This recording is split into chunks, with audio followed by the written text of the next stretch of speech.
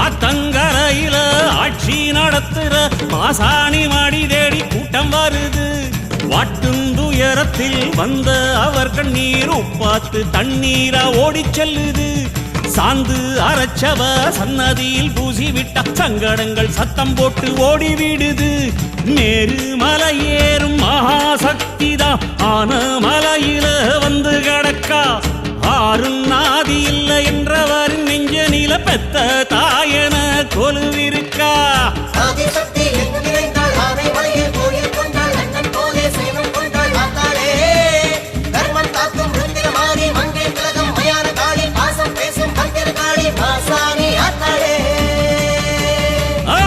படுத்திருக்க அங்காரம் கொண்டு இருக்க அக்கினி போல் ஊத்திருக்கும் புத்தமிய பாருங்களே, புத்தமிய பாருங்களே.